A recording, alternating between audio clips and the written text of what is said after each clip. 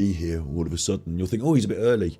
Oh, just doing my little make, just getting myself ready at this. Oh, the camera's on. I didn't even notice. Oh, the camera's on. Oh, the camera's. I was just getting my wig. Just getting myself all nice and pretty. And the camera. Oh, the camera's on. Oh no, the cam. Oh, is the cat? Oh, did you catch? Hi, you're with Scott. I'm Super Chuffer. It's midnight. It's always midnight. This is your right ear and your left ear. You're in mono. We are. Well, I say we. Do you notice anything wrong? What's going on? We're doing thus. We're not. What that? Hello, everyone in chat. Louise, Lee, Lottie, what the hen? Sarah. Hello, Sarah. We can have a chat about that little thing maybe today, Sarah. We might have some time. I'll tell you about why. Louise, Audrey. Hello. Slinky Socks, Ordbod, Lee James. Got a few of you in chat here. Got a good few of you in chat. And I'm about to disappoint you. Oh, no. But it's going to be fine. Don't worry. So Steve's not here. Steve's not here. Why is Steve not here? He's poorless. He's got the poorless. So we wish him a happy, welcome recovery. You know, get well soon. It's not the world of the world. It's not the end of the world. We're just going to do that sometime next. Either do the episode next week with Steve, or if he feels better in the week, he's quite welcome. I could open up midweek thus. We could do that. Don't worry. It's just one of those things. I'm here, and I've got a backup plan. So don't worry. And our backup plan is we're going to be looking at disturbing health and beauty fads of the Middle Ages. Everything from forehead plucking to foot binding, apparently. So we're going to be looking at that. And this is off my watch later list. I've got a big watch later list. So we can also look at some other interesting stuff. There's like a lot of it on my watch. I've got a lot of it. Don't worry, I've got a lot of it. And amongst the other interesting stuff, I thought we could, if Sarah's in chat, we could have a little chat about what went on. If you're up for it, Sarah, we could have a little chat about what went on in that other chat room that we were in. Me and Sarah were watching a different channel the other day, and we were talking to each other in chat, and something went on. And if she's up for it, we can talk about that. All right, that could be okay. And then the other thing that we can do, since we've got the time, mimps in chat. Throw down your M's. Let me see your mimps in chat. Let me see your mimps in chat. Let me see your mimps in chat. Let me see the mimps. If we've got a bit of time today, we can have a look at. I don't usually talk about him on the main channel, but since we've got, free period, we can have a little look at what the Mimp has been doing today. He put out a very strange video where he spread some misinformation and then sort of retracted the misinformation in the comments. So we can look at that as well. We could, and we could finish on a song if you want, So we're going to have a good show anyway. Don't worry. Show not cancelled, but slightly different now. Live, tweeted. So I've tweeted it. The thus worst women who kill can come next week or win the week. Don't worry, watch out for that. We can revisit what Alan was doing on the disability scam. And we can have a look at some interesting stuff. How does that sound to you? I don't know what Miss Lemons. I'm not a doctor, so I don't know what's up with Steve. He feels poorly. He's told me he's too poorly to do the episode. I'll take him at his word, and I'll just roll on. And I'm assuming he's the way things are these days. He's probably seen some friends or family recently with the old coronation. A lot of us would have seen friends or family with the coronation. And you know what things are like these days. Probably a few bugs have gone round, haven't they? So he's probably just feeling a bit poorly and under the weather. So I hope nothing serious. But I'm sure he's okay. Long run, I'm sure it'd be fine. I say that. I'm not a doctor, so I don't know. What do I know? But yeah, so we've got interesting things to look at and react to today. Something slightly different, off the curve. And we'll have more things that are slightly different off the curve if you want. Or we can look at the Mimp. I'll give you a choice in chat. We'll let you choose. And we'll rock and roll. Full control. Don't think there's any problem with that, is there? I think we're all good in the hood. So you're intrigued about Sarah, says what the hen. Well, Sarah, it's up to Sarah. We had a little. We were having a conversation in a different chat room. So if Sarah wants, I said we can talk about that, and I think the best place to talk about it is together on a stream maybe. But if Sarah wants to talk about it not on the stream, we can do that as well. It was what it was that. So, I mean, I'll take the brunt of this. Some people said that some things we said weren't on, and I was like, no, you're getting confused because you're American. And I think it was a confusion between Americans and English, because both me and Sarah caught the brunt of it. So, but I think it's all good. So we'll see later if Sarah's up for talking about that. If she doesn't want to, we don't have to. It wasn't a big deal. It's just I told her that we could talk, and if she wants, I'm here, and now I've got some free time. We can talk. So it's just totally up to her. It wasn't a big deal, and you don't have to worry about it. No one has to worry. There you go. Well, Sarah said it in chat now, so now I'll say it. Okay, yeah. We were on a live stream. Do you want to start with that? Should we start with that, Sarah, since they're all intrigued? Should we have a chat about that? If you want to, we can have a chat about it. You know, I think it's okay. If you want, Sarah, I can get you on the show as well. If you want to do that, you have a think about what you want to do and tell me if you want to talk. I'll just talk it through out loud now if you want, or you can come on the show and talk to me. That's also an option. And we can start with it if you want, because I wanted to get it out of the way. I wanted to make sure that you understood it was so nuanced, I couldn't explain it all just at once in a little chat message. So I wanted to talk about it, you know. So let's go there. Sarah can tell me what she thinks in chat as we go. And if she wants, I can send her a link and then she can use her phone and just talk to me on the show live if she wants. That's up to her. I mean, you're too shy for the show. That's fine. You know, I understand I'm putting you on the spot a bit. So I'll try and, focus the attention on me. I'll try and put myself on the spot a bit. New York City doll. Like, we've been going to this channel. I've been recommending the New York City doll, Ariana. And I've been really enjoying Ariana's streams recently. You know, what she does is, she's from New York. So here we are, we're in New York now, look. Hey BFF, sorry, Amp keeps calling me. So we're in New York and we go clubbing. I mean, in the main, we go clubbing. So here she is in a club having a little bit of a dance in this room. And she's talking to people. And then sometimes we're smoking blunts on the street. And sometimes we're at the subway, and sometimes we're in the cafe, and it's quite a cool stream as far as I'm concerned, going around in New York, being in New York. So I found it really interesting. And in this stream, hopefully, come on, in this stream, in the chat, and it goes on quite late at night, but hopefully I'll be in there. Am I in there? No, I thought this was the one where we were chatting, but I can't see us in chat there. But I go in the chat and I chat, and I've recommended you on this stream to go and have a look at this stream and to be supportive of the New York City doll as she goes about her business in New York, entertaining, taking us places. I think this is a really cool stream. Yeah, this is the stream, isn't it? Because there's Sarah in the chat. So I've been there, I've recommended it, and Sarah's come and joined me in their chat. And I don't see me so much there. Maybe I missed this one. I hope I'm not been blocked. Anyway, so we're in there, we're talking, we're in the chat, right? And we're in New York and we're having fun, and that's the concept. And then what happened is, someone in the chat, didn't they, Sarah? It was a misinterpretation, yeah, right. You're not happy with being called racist, so let's get this to the point. Let's get to the point about racism, because I'm going to say some things that are on both sides of the coin here in a way, and I think it's going to sound a bit weird. In a way, is Steve having his operation? Lovely job. No, not today. I don't think. He has been to his. This is his business, so I don't really want to, it's not really for me to say, but I'm pretty sure that he broadcast it on Twitter and stuff. He went for his scans and stuff, so they've got all his documents and everything lined up. He's ready to be booked in, but I think because of the nurses' strike, he had another delay, which is a bit of a chuffer. But I think it's all on Twitter, that is, and ask him direct, I would, rather than me, because I don't know exactly, because it's not my business. But we're on this chat. We're having a chat in the chat. And as Sarah will attest, a misinterpretation. So something came up about a cat going missing or a cat being ate or something. It wasn't Sarah that said it. Sarah didn't say the cat had gone missing, did you, Sarah? In fact, I wonder if I could find the exact stream that it was on that we were talking. It's not this one, is it?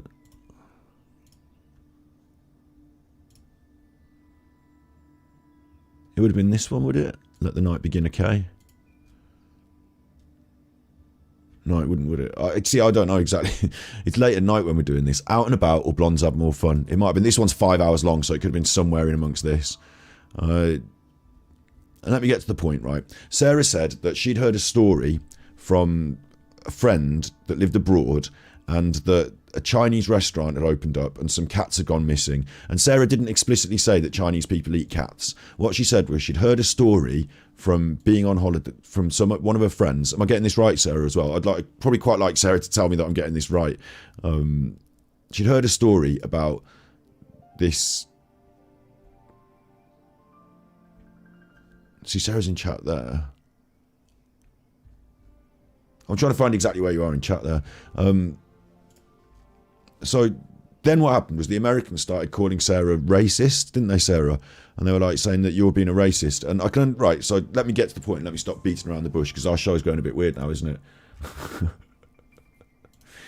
Our show's going a bit weird. What happened was the Americans started saying to Sarah, you are racist for saying this thing, that you'd heard that Chinese meal restaurant, and then that was it, they were racist. And I said in chat, and this is me now, I said, I don't think Sarah's trying to be racist. I think that, and one of their chatters wanted to come and talk about it with us as well on stream, so I hope they're here today, I don't know. But I said, I don't think Sarah's trying to be racist. I think she's just telling a story that she'd heard, and like, it sounds kind of racist, but Sarah herself is not racist. And in the context, you were saying, what's the subject tonight? You're lost. Hello, new people. Yeah, if you're coming in today, Steve is off. Steve is sick, so we're going to be doing some medieval beauty trends, and we're going to be having a quick bit of chat at the start about something that happened on a stream.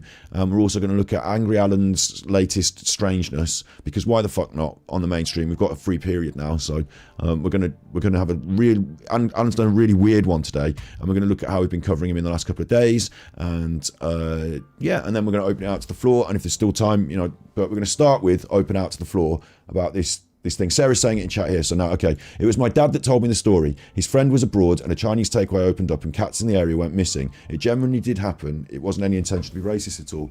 Here's Angry Alan, my t-shirt for today. I've got to count, Sarah, it's important, right? So I will say this. You're saying it reminded me of the story because someone said they were having a Chinese and someone joked cat. That was right, that was it. I said I'd had a Chinese meal and someone else said they'd had a Chinese meal, and then someone joked about cats and Sarah type that story. It's in our chat now. She's typed it again. There is an issue, right? I know that Sarah's not trying to be racist. I know that she's not trying to be racist. I know that she's not on the internet saying Chinese people eat cats. Chinese people watch your cats around the Chinese. I know that's not what she's doing. But I also had to reflect on this, Sarah. I had to have like a good think about it. And I can see their side of it as well. Because America, like Alan Letterman saying it, Chinese cats is an old joke. There is this other side of the story. In America, race is much more pushed to the fore, isn't it? The blacks, the whites, the Latinos, sorry. Am I getting the right gender there? Latinos, the Spanish, Mexican, you know, all the different Spanish-speaking Mexican, Puerto Rican, you got all these different races in America, like pushed to the fore. They're up against it. They have all these race issues, don't they? So I think when someone tells a story like that, it comes a bit sharper in America. And what I would say is, Sarah's saying that, yeah, we'll get to the Korean dogs bit in a minute. Sarah's saying that it really happened because her dad told her the story. Now, I would counter that by saying it might not have really happened. Like, you don't have actual, like we do with the Alan stuff and the Nicola Bulley stuff, you don't have any actual evidence and facts. It went around a lot, that story. A lot like Chinese whispers, gossip goes around. And it is a racist attack on Chinese people if it's not true, isn't it? If people are just gossiping and saying, oh, I heard there was a Chinese restaurant.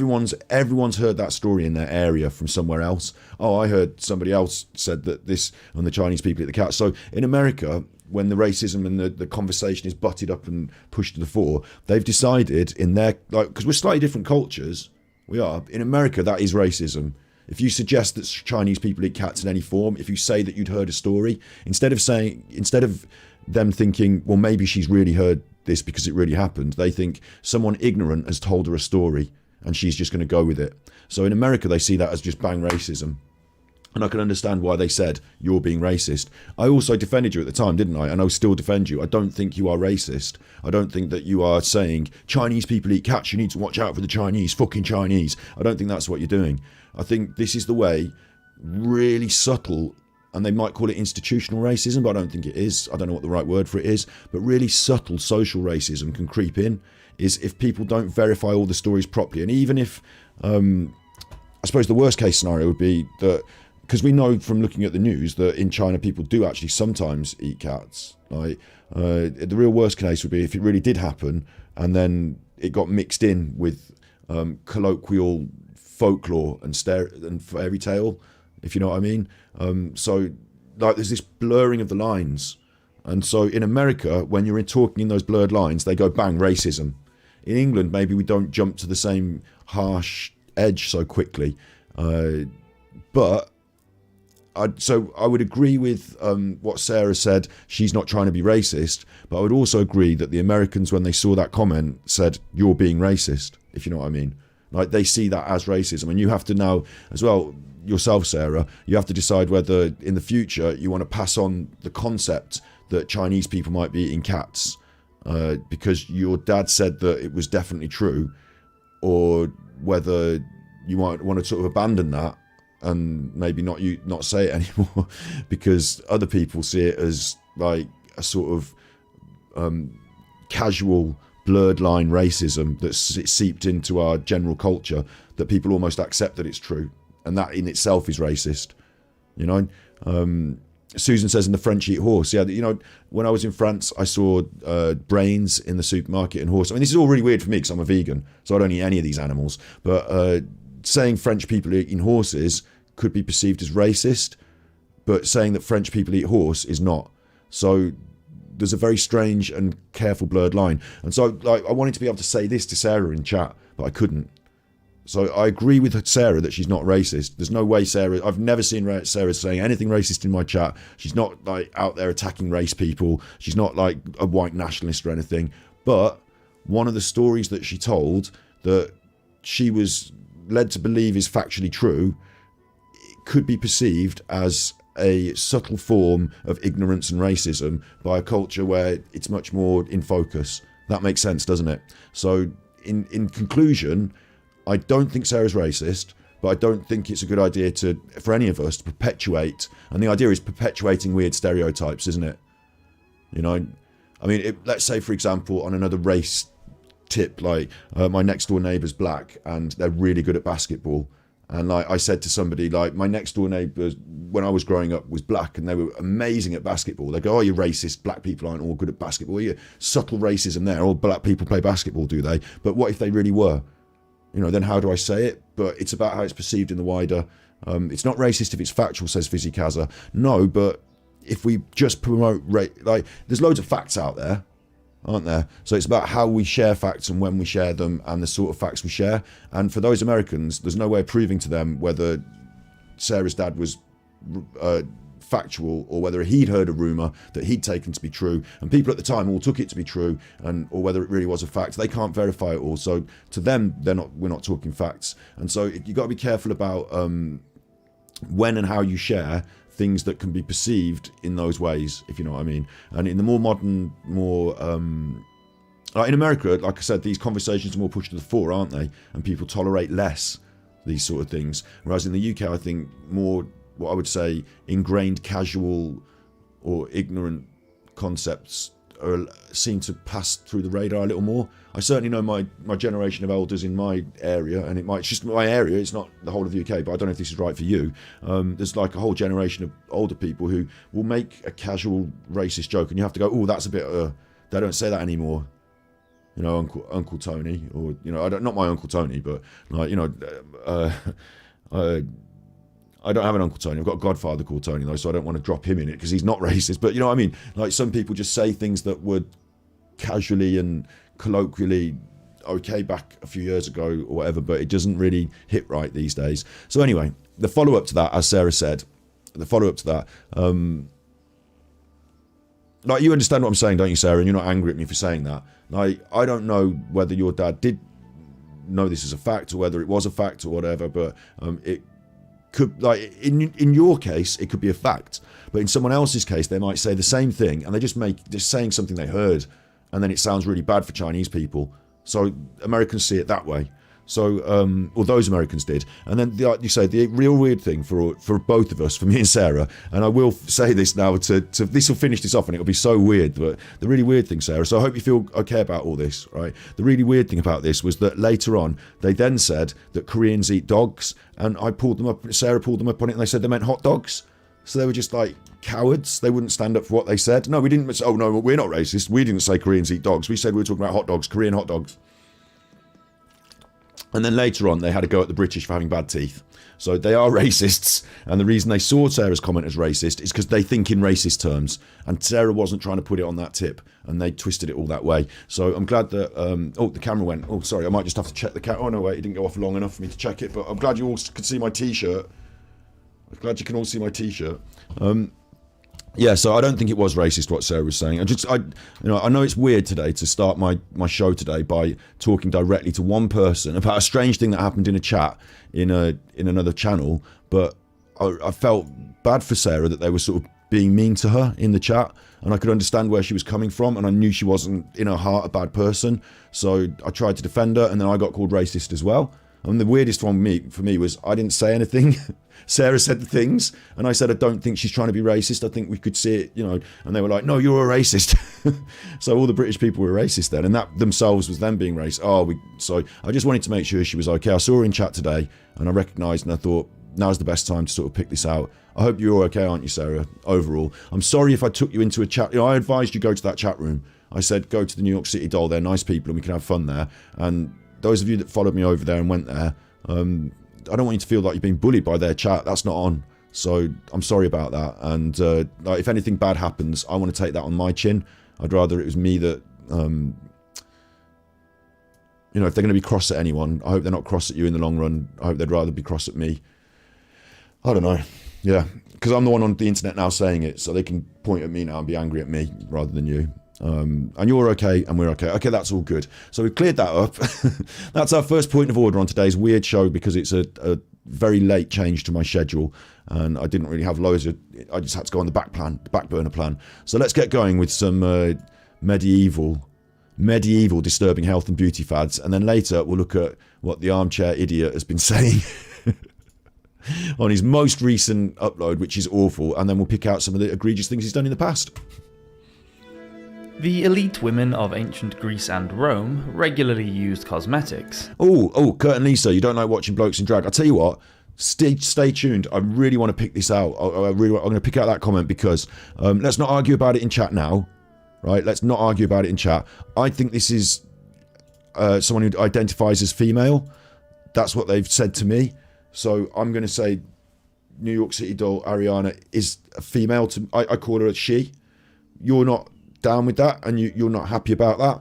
I understand that that's a different perspective. And coming up this week then, I've been saying it last week as well, I want to start talking about this issue, and I want to hear all different sides. I don't want anyone to be really angry and point any fingers, but it's a thing right now, isn't it? It's like a thing that's happening in the news, the social conversation. So I think we should talk about it, but not right now. I'm glad that we brought it up as a concept so that we can talk about it in the channel this week. We'll watch some more videos. I've got another one on the back burner of someone who detransitioned, or at least talked about it in their channel, so I think that'll be interesting as well. Good that you brought it up. I don't agree with your perspective. I have you're saying it's a bloke in drag. I'm going to say it's someone who identifies as a lady in the wrong body, maybe, because that's what they've told me. But that's the start of the conversation, isn't it? And we're not having a row. We're both having, I want to find out. This is interesting. So we can have a good look at that this week. DW Ball, why do all these streams have a go at each other? DW Ball, we don't all have a go at each other. It's not everyone's having a go at each other. That doesn't happen. If you're talking about Alan, I'll specifically point out there's a lot of us now having a pop at Alan because he has a pop at everyone, and I'll show you today why he's such a bad chuffer. So we don't have a go at everyone, but there's this one guy that has entered into our lives. Like for me, he came into my world. Like he came onto my channel and took my video. Like he came onto my channel and watched my content and regurgitated it as if it's his. Eddie's final break, he's been doing the same to him, and Eddie's not happy with him now. He left me a comment to say so. So, it's not just me and we're all having a go at each other. It's not that, DW Ball. You've got that confused. You're confused about that. And I'll make it clear today. So what would you rather have in chat now? Tell me what you want to do. Do you want to talk about arm dick first and just bin off this disturbing health and beauty fads? Because you might not even care about this. And if you don't want to sit through it, teeth blackening, foot binding. It's simple to start making fascinating... Do you want to watch about teeth blackening and foot binding and what they used to do? Or would you like to just go straight into Alan? Alan's on my B-side channel, but we've got a free period today, as I said, because Steve's sick, so we can do what we want. And these are my back burner things that got something topical. Or we could even talk... I'll tell you what, I'll put it in the start poll. I'm not prepared to talk about transgenderism today because I don't have the other videos all lined up, and I don't know where we're going to... I've got that planned for future, but let's ask a poll. Would you rather talk about Alan now and watch his recent video? Would you rather talk about beauty from the Middle Ages, which was my backup plan. If things went wrong, I've got this episode in the backup. Was there something else I should add as an option? I don't know. I can't remember if I should have added another option or not. Other option. I'll just write other option. Ask your community. Alan, beauty from the Middle Ages or other option. I've done you a poll now, so I think a lot of you just want straight into Alan, don't you? I mean, it's turning. Oh man, your ribs can't hurt. Yeah, your ribs hurt. I mean, it's got so you want him out. You want Alan out of the way. Neil says Middle Ages. You've got your chance to vote. I'm sorry if the vote goes whichever way it goes. Today's a bit of a freeform episode, isn't it?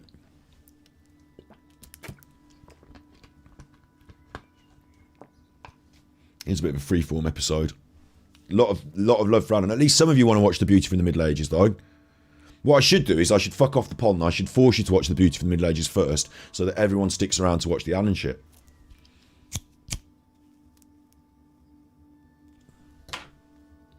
In fact, I'm going to do that. I'm going to use your own poll against you.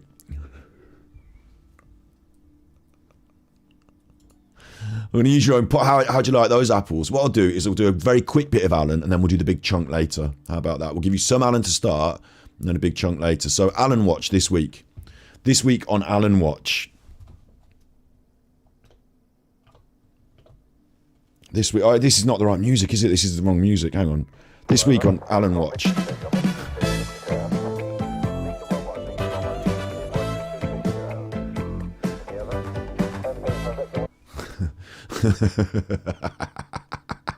You wanted beauty? Yeah, we're going to do beauty first. We'll do a little tit bit of Alan, and then we'll do the big Alan chunk later, and then we'll do beauty first. I'll use your own poll against you. How about that? Super Chuffer versus Alan charity boxing match. Sort it out. Yes, exactly. That's what I'd like to do. Bring that to me. I will do that. So this is my Super Chuffer channel, but I've also got other channels which I can't actually seem to find now. There you go, channels. And on the other channels, on the B side, Battery Exhausted, we've been talking about Alan. Make sure you check out Super Chuffer for you as well in your free time. Make sure you check that out. Battery Exhausted, we've been talking about Alan.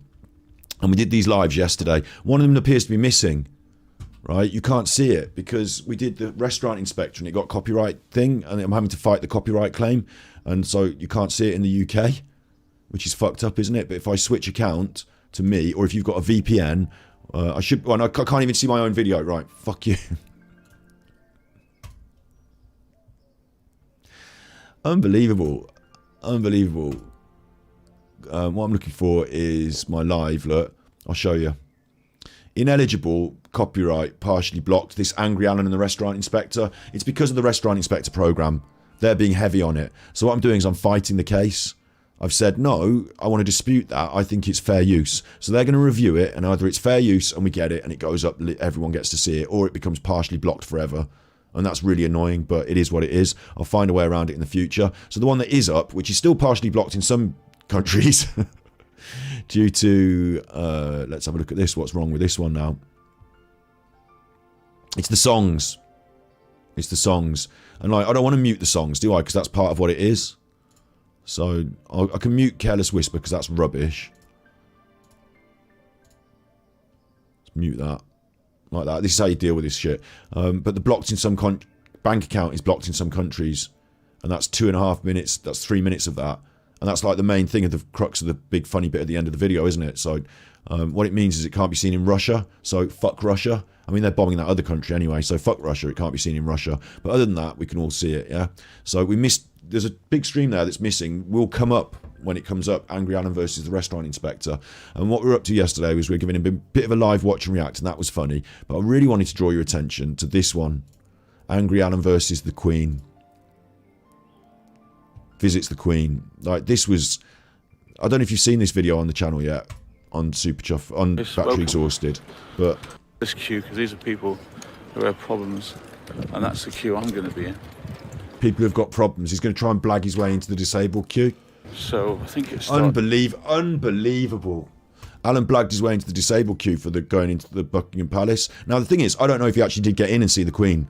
I was reviewing this video today, and this video is a video. It's on Battery Exhausted. You can watch it in your free time. I'll copy and paste it into chat so anyone who's watching can watch it. But tell me what you think in chat. Did you see this already? Did you see this? Battered exhaust, that's right, ACW. Did you see this? He went to go and see the Queen, and he got his way in through the VIP wristband. No, wait, he got himself one of those I'm disabled wristbands, and he went and jumped the queue, and he jumped in front of decorated war veterans and all sorts. And at the end, he gets told to turn his camera off. You're not to be filming here. And he refuses to turn his camera off and acts like a dick, and then he films this woman's ass. Did you see this one already? Right? Seen it, yeah? Now, I watched this back, my own video. I watched it back. How, you know, I like to sometimes watch, you should watch your own content back to see how you've come, like, you know, try and think what other people think when they're watching it. At the end, he does his little, oh, it was, I went in and it was like this, and this is my thoughts on it. But he doesn't actually show you him going in. He draws attention to himself in the queue because he's doing his filming, and then he doesn't actually show you him going in, yeah? And my question to you is, did Alan actually go to see the Queen? Like, did he really? Because he could have just got caught out. He could have been caught with his fake wristband. He could have checked his number as he went through the door and said, you're not this old lady who's in a wheelchair, where have you got your wristband from? And he could have then pretended that he'd been in there and done a video afterwards to say, oh, these are my thoughts and feelings. He could have just pretended. Like, I don't know why I even believed what he said on his thing, because now I know he's a compulsive liar. He could have just pretended, didn't he? And then I've got to show you this because I want to, but this is what's going to get us done for the music, for the copyright. But we've had a lot of response to this. Oh yeah, I've got a dog. I've got a pedigree dog. I got all the bling, as much chicken as I can eat. Oh yeah. Please proceed with caution fire of $250,000 in the bank. I got a big armchair. Oh yeah, I got a dog. I got a pedigree dog. I got all the bling, as much chicken as I can eat. Oh yeah. Please proceed with caution fire of $250,000 in the bank. As much chicken as I can eat. Someone said, Gainer Sandal says he did see the Queen. I saw the video. Well, I saw the videos and he didn't see the Queen. In the videos, he didn't show us the Queen. Do you mean, did you watch the long form feed of people passing by the Queen in the when she was lying in state? Because my mum went to see it and I got a video of her walking past the Queen off the telly. So did you see that, Gainer? If so, you should have clipped it, because otherwise no one can believe it's fact. All we've got is his word to go on, and we know his word is probably not even worth the paper it's not written on. I got a big armchair. In fact, we know his word is defunct because he got disqualified from running a business. You know, we know he's a, like, the reason the Armchair Detectives episode yesterday when we reviewed, and we'll see if that that copyright thing works out for me, because it should, it's fair use. We will see if he oh yeah, I've got a dog. What I saw when I was watching that stuff about the it was really interesting because he sorry, he's distracting me in the background with his chicken. The stuff that went on with that restaurant inspector stuff, that was what was, you know, the focus of that first stream that I just showed you, that we're waiting for the copyright thing to work out. The focus of that, the guy from the Ivy came down and immediately saw Alan as a grifter, said he was a con man, all smoke and mirrors, he's too lazy, he's not prepared to put in the effort. In the kitchen, he's laughing at the customers, and he doesn't deserve to have a restaurant. And, like, Alan, all this stuff that the guy threw at him, he's a dilettante, he just ventured into this restaurant business knowing nothing about it. You know, all this stuff is exactly the same as him and his channel. It was like an echo from the past about how he lives today. He's not even changed. So it's interesting. Please proceed with caution fire of $250,000 in the bank. I got a big armchair. Oh yeah, I got a dog. I got a pedigree dog. I got all the bling, as much chicken as I can eat. Oh yeah. Please proceed with caution fire of $250,000 in the bank. I got a big armchair. Oh yeah, I got a dog. I got a pedigree dog. I got all the bling, as much chicken as I can eat. So if they want to copyright me on this stream on that now, that'll be annoying, but as much chicken as I can eat. He's creating memes. We're creating memes with Alan. And if you want to see those memes in full, as I say, battery exhausted yesterday. We did get one of the lives to stay up. That's not visible in Russia, but everyone else can watch it. And then in between there, we looked at the restaurant thing, and we looked at some of the other stuff he'd said. That is in the processor. So YouTube will decide, and it will come up. Either it will come up and it will be banned in some small territories because of the restaurant thing, and maybe I have to cut out just a small bit of the restaurant thing. But generally, it will come up, and you'll be able to see it in the coming days when they decide on that. So we'll see what happens with that. And then he's done this thing about a gravestone today. So we'll look at that after we've looked at these medieval disturbing things, because you want that. You want to see what it is. This is a shot in the leg for Alan. Alan shot himself in the foot today, big style, proper. Like you've written in the chat there, Oliver, he's a putz. This time he's done proper putz, full putz. He's gone full putz. So we'll look at that in a minute. But today's episode, so that we've actually got more than just ripping on Alan. He's a very easy target, but then again, he does this, I'm a victim, I'm a sad old man. And I want to make this clear to anyone who's watching. He's not a sad old man. He's a grown man who's dug his own grave. He's a massive narcissist. He plays vulnerable and feeble so that he can get your sympathy, and he's in the disabled queue, jump in the queue. Like, he's a load of talking nonsense, and he's playing on people's feelings so that they give him money. He's a disgusting grifter. So I'm all right with like having a pop at him. Like, we're holding him to account on the internet. So never ever think I'm a bully. I'm not having a pop at the autistic or the disabled or anything like that. You know, I'm not having a pop at someone for being overweight, or like, I do talk about his ham hands because it's nice to have a pop at him for something that's funny. But really, other than that, you know, I'm not a bully. I'm just certainly not a bully. I'm holding him to account for his disgusting grift, and as you will see today, I'll show you today in after we've done this bit about disturbing beauty trends, I'll show you today where even other people are spotting it now, like Eddie's vinyl break and stuff like that. So let's carry on. Let's have a look at this, because I did want to have a look at this. Other people in chat did want to see it, and you did want to see it. No repeats from me, all new content. Let's go. Apart from this, which is like from a year ago from Medieval Madness. Having an oval-shaped face with small lips and a small nose was thought to make a woman look more pure, innocent, and childlike. As hair coverings were demanded by the church, one way to achieve an open and expansive face was to scrape back the hair under a hood or veil and raise the hairline. Raising the hairline? Are you nuts? Could you imagine that? Could you imagine that? I know we're taking a bit of a content turn here, but stay with me, this is going to be strange. Could you imagine that? Would you in chat, would you pull your hairline back and go to the hairdressers and allow me to pluck or shave it at the hairline to pull it back further so that you appeared to be going prematurely bald? Like, would you want that? Would you want me to pull your hairline back? That's a strange one, isn't it? To make it easier to cover your hair, because of the church, they pluck the forehead.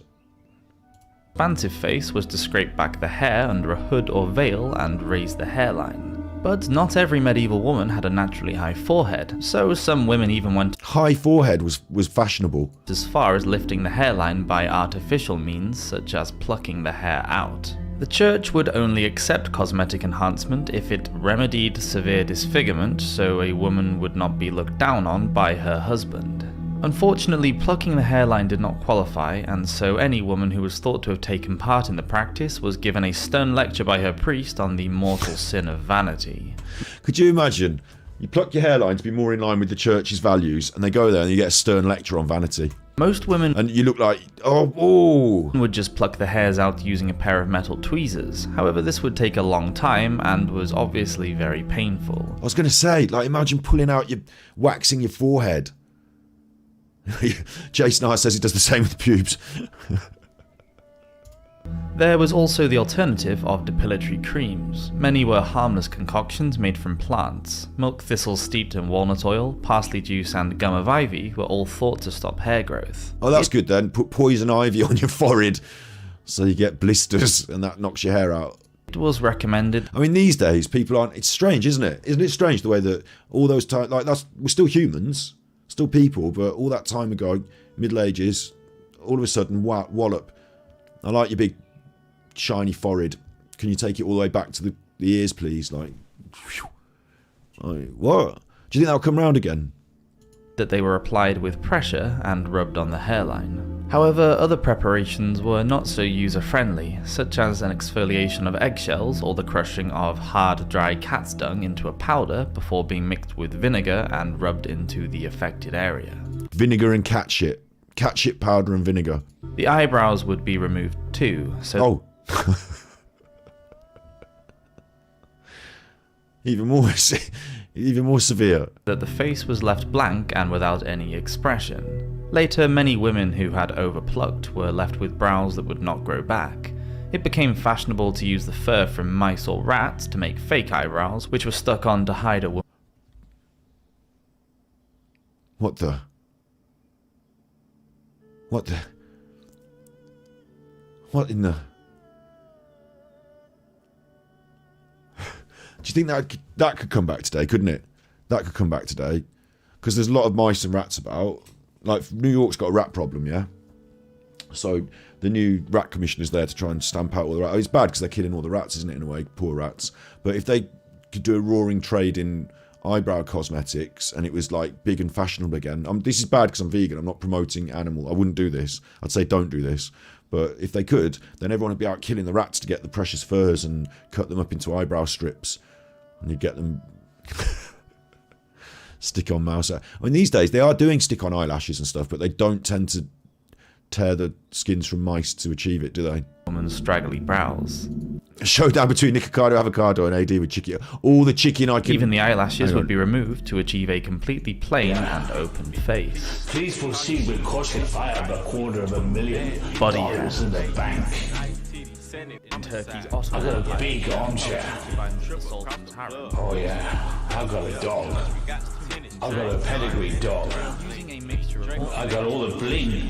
As much chicken as I can eat. caustic lime, the women would make a depilatory cream. As much chicken as I can eat. Further east in Turkey's Ottoman Empire, the female concubines of the Sultan's harem were also using many different beauty treatments to make... So this is a bit specific because you're in the Sultan's harem. So, no, this is a bit specific. Make themselves desirable. Using a mixture of orpiment, which contains arsenic and is very toxic, and caustic lime, the women would make a depilatory cream called ruzma. The mixture was rubbed all over to remove any unwanted body hair.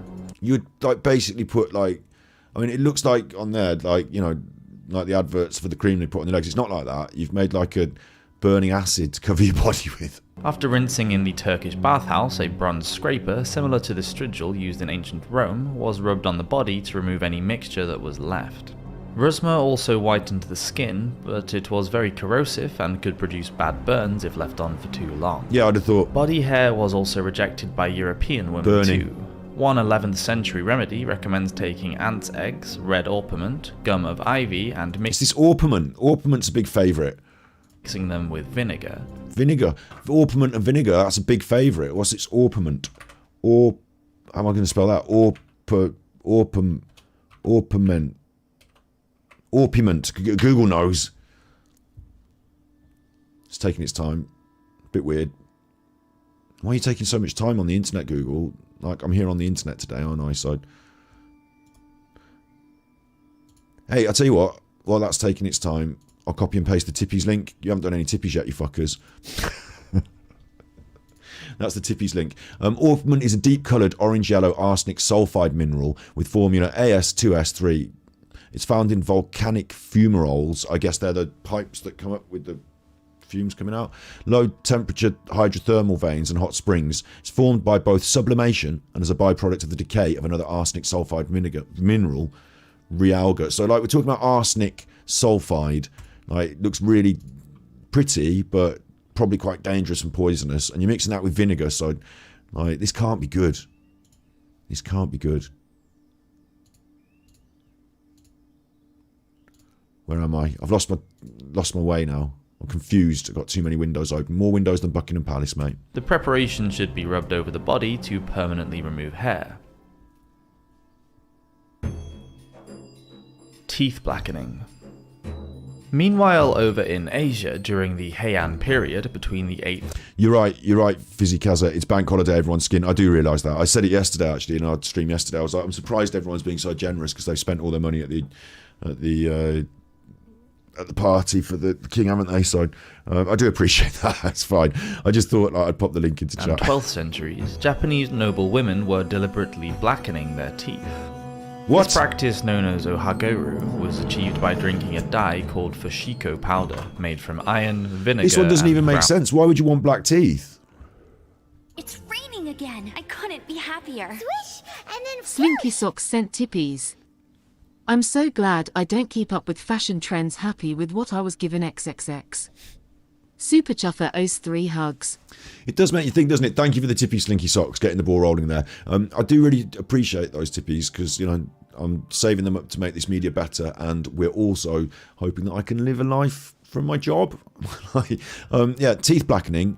I don't know why people would like back then. It's going to be seen as good, but now it's like, so today if you've got black teeth, all you need to do is go back in time and you'd look good. Like, it seems weird that things change so much, but it also shows us that beauty, I suppose, is only a perception thing, because like they would have been like, people would have been like, oh, I love your black teeth, they look great, wouldn't they? This is like a choice they've made. But to us now today, we would look at those and go, oh no, not very, oh, what have you done to your mouth? So like, it seems weird the way things change so much. I guess this totally proves that anything could have been beautiful to some. And is it more about society saying it's beautiful? Windy sent tippies. and then whoosh. Audrey said, what do you call shopping for new eyebrows? Browsing. Super Chuffer owes 3 hugs. Thank you, Audrey. Thank you. Nice jokes. I've got a question for you in chat, like a general question then. Is it possible that things are just naturally beautiful, and that like I see someone and boom, I think they're beautiful because they've got this, whatever it is, whether it be black teeth or white teeth or big teeth or small, like the thing is beautiful and that's it forever? Or is beauty a society thing? Like, is it me in my own head where I'm saying what I think is beautiful, or is it the society's telling me it's beautiful, so I go out and go, I'm looking for this now? You know, because teeth blackening seems like, how on earth?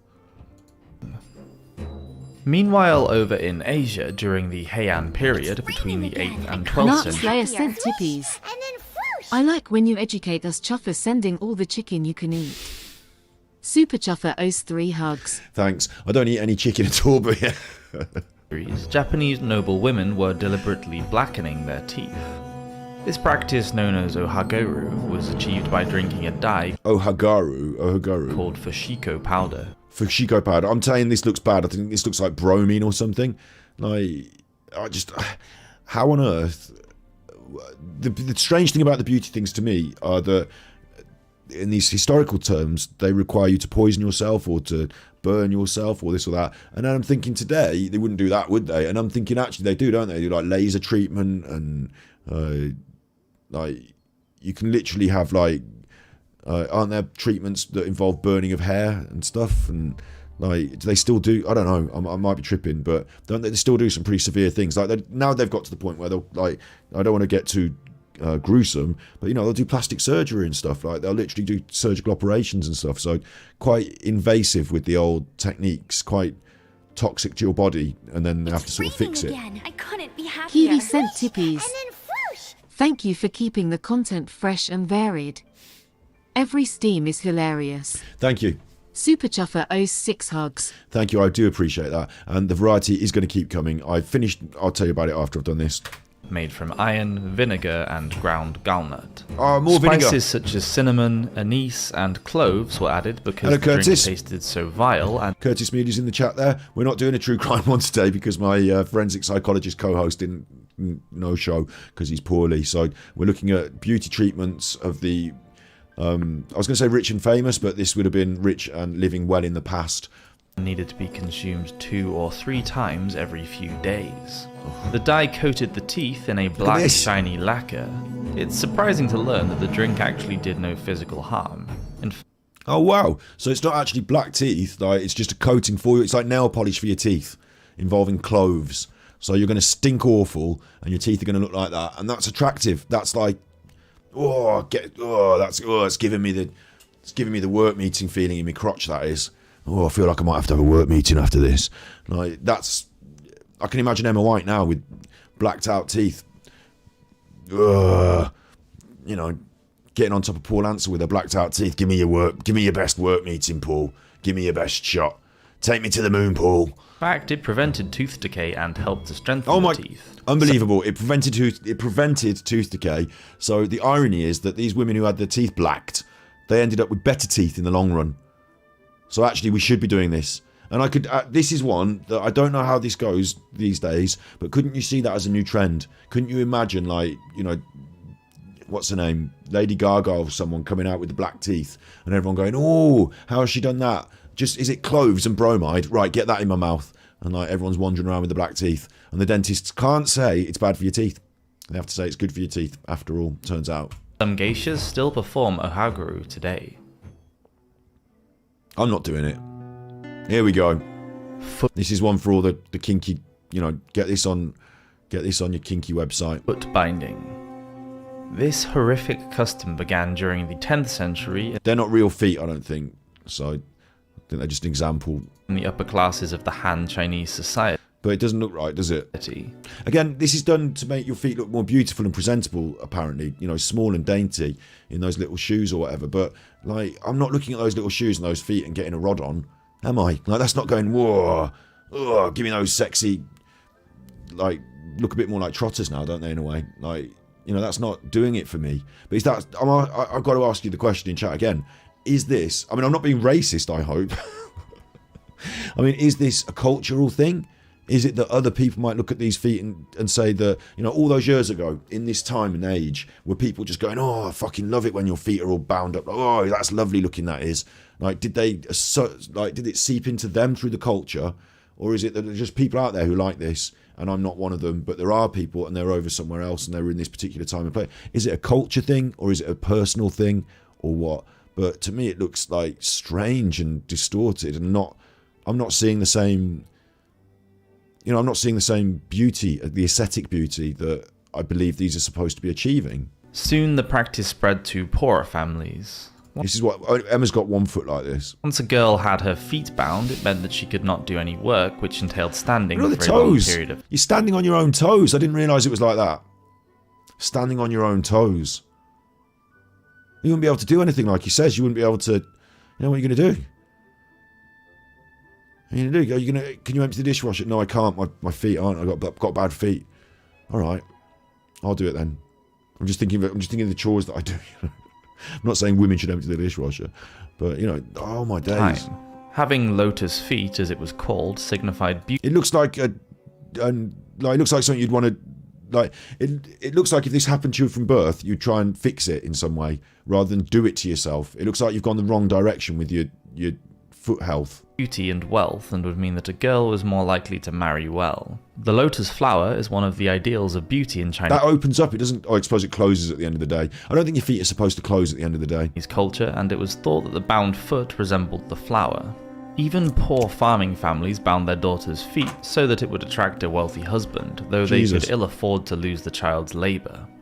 So it's like a torture that you do to children. That makes it worse. The whole process was about making the foot as small as possible. Firstly, the girl's foot would be bound with a bandage 2 feet wide and 10 feet long. This usually happened between the ages of 5 and 7 when the... You leave that one toe out, at least you got one toe, eh? At least you have one normal toe. It's not that normal, but at least you have one. Do you know when, in today's day and age, actually, the irony of this is that in today's day and age, the stuff that we see on the telly and all that, you know, a lot of women put their feet into these difficult to wear shoes, and it does sort of push your toes around, doesn't it? Like, you'll tell me in chat about that, won't you?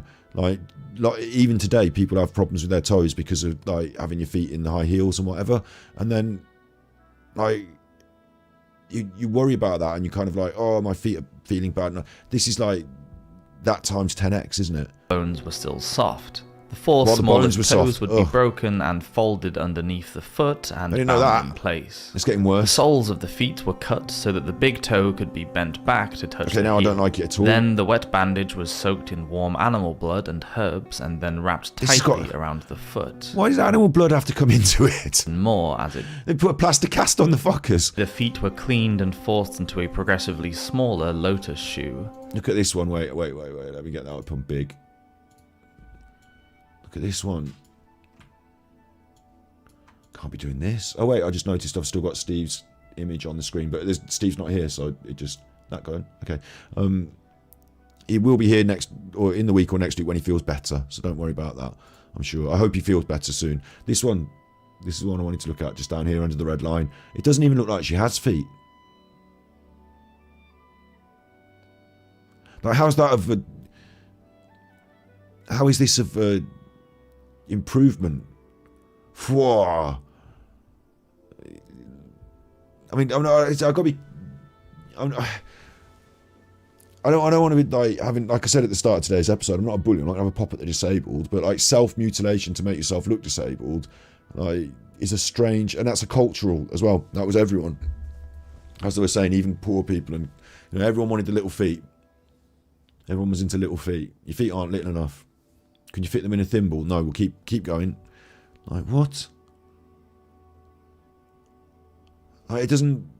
I would rather, if I'm honest, I would rather, like, my future wife had just some normal feet. Like, I would see this as possibly a negative if they'd done this to themselves. Possibly. How things change. The feet would be swollen and well, it's not just inflamed. how things change, it's how things are different all over the world as well, isn't it? Like, this was the past, but the past somewhere else. But the From girl where I am, so I don't understand it or recognise it, but maybe it seems more culturally normal if you're from there. I'm very confused. was made to walk no matter how painful it was for her. It is said that some girls would be beaten if they cried.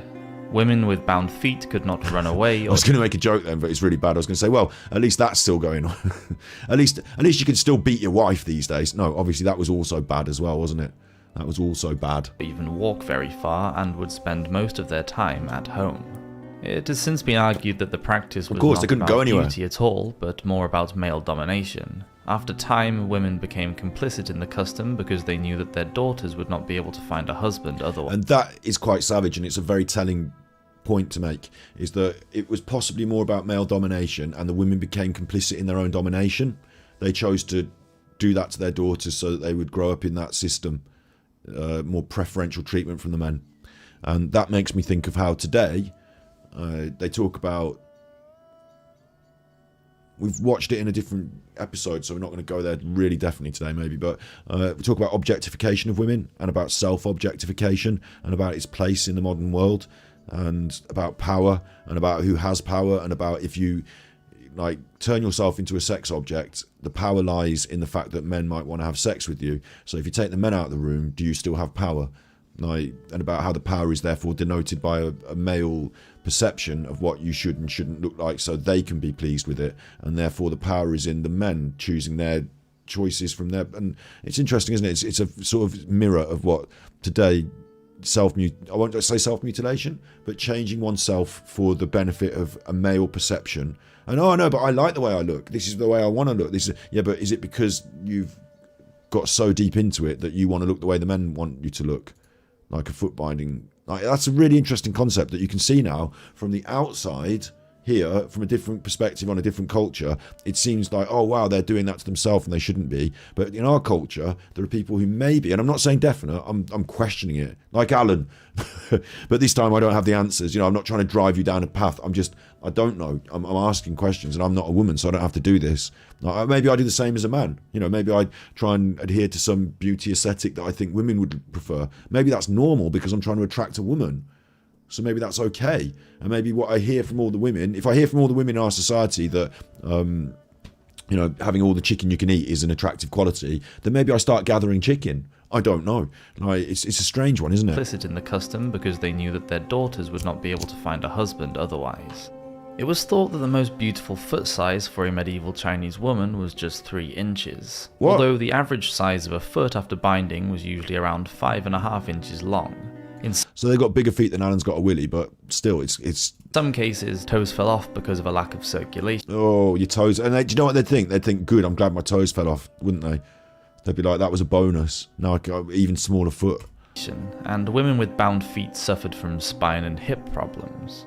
Nevertheless, the practice continued until the mid-20th century before it was finally banned. I don't want to see some more. Thank you very much for the discussion. There was a little more heat and a I know little that less light. someone who follows our work and follows me on Twitter is a cropadist, and they're going to find that to be quite the story. Period. Clear I bet they know white about it already. skin was regarded as the height of beauty. So this one's going to be interesting, pale and interesting. I mean, it's going to be interesting, isn't it? Pale and interesting. It's going to be on the edge of being racist, I suppose, isn't it? The whiter you are, the better you are, in a way.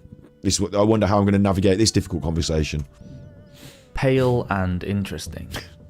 During the medieval period, clear white skin was regarded as the height of beauty. Many smallpox epidemics left sufferers with pockmarked skin, so an unblemished complexion was thought particularly attractive. One remedy. That's still today, isn't it? I remember my sister got chicken pox when she was young, and there was all this talk about this pox, this one chicken pox. I don't know. I can't remember exactly where it is on her face now, because now she's grown up. No one ever cares about it. It's not talked about. It didn't permanently disfigure or blemish her. She just, when she was young, she had a chicken pox, and my mum was worried. But even today, blemishes, marks on your face. I've got covered in freckles, so for me, it's I don't see freckles anymore on my own face. I know this is going to sound weird, like. Why did I press that button? That's not that. Oh no. What are we gonna do? We got a big problem. That was a mistake. I've got all sorts of blemishes on my face now. Grown up, Is that? I don't think that's a spot. I think that's just like a. Is that a spot? It's it's just there's nothing. No, discolored. Like I got freckles all covered in them. I've got a beard.